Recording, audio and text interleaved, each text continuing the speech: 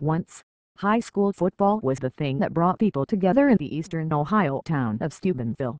That was before the star players of the Steubenville High School football team, demigods in this small, down-on-its-luck town along the banks of the Ohio River, were accused last summer of raping a 16-year-old girl, part of a series of alleged assaults chronicled on social media.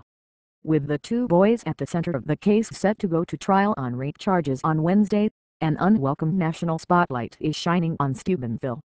The case has attracted the attention of bloggers and even Anonymous, a loosely organized cooperative of activist hackers, who have questioned everything from the behavior of the football team to the veracity of the investigation.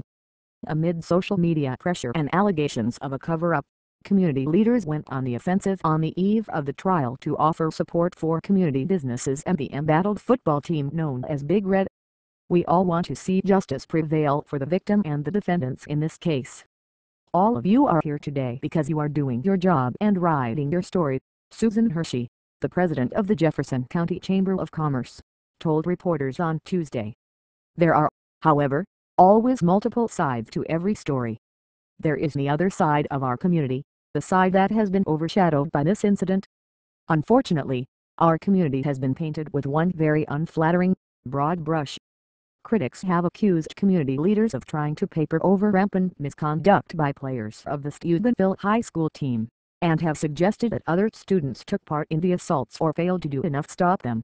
While community leaders refused to address the allegations directly, they defended the actions of the police department. "We are a good city. We have good people here.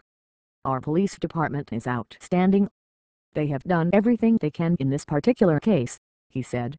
Social media photos, video and social media messages are at the heart of criminal charges against the two players, Trent Mays and Malik Richmond, both juveniles, accused of sexually assaulting the girl during a series of end-of-summer parties in August.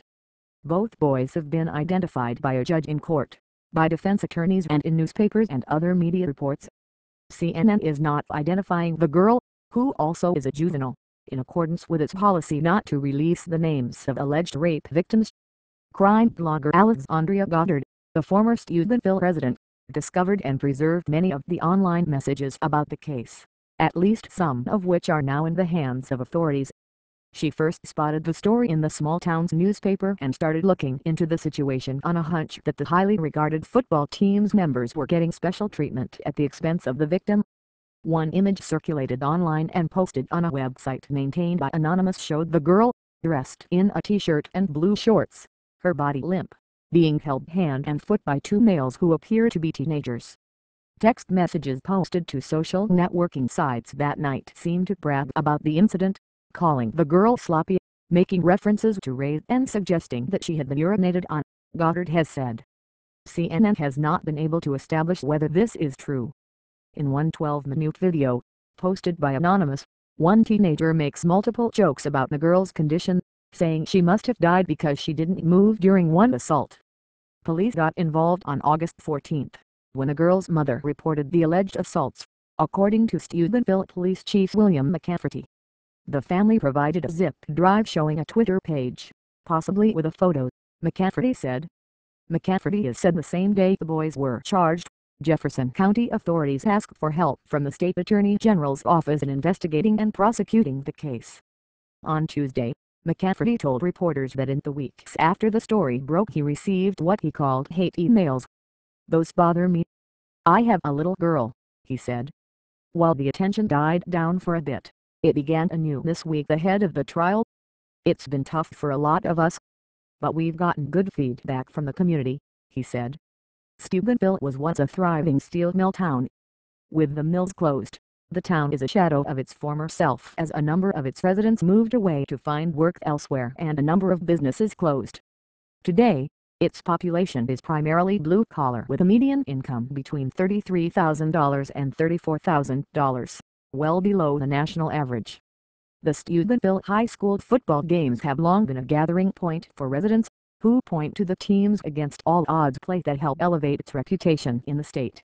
Since the case gained national prominence, community leaders have been working with organizations to help students deal with the stresses of the case, City Manager Kathy Davidson said. "Some of the students are angry about the things being said by critics," she said, adding that some students were unsure whether they should wear their Steubenville letter jackets in public. President Jerry Durrell, who has been a proponent of the football team, called the critics' allegations hurtful. "Anybody that is attacking your family or your hometown, naturally you are going to stand up and defend it," he said. "We are proud of them, and they show our worth, our values, our work ethic. Naturally, we are going to stand behind them and support them," he said.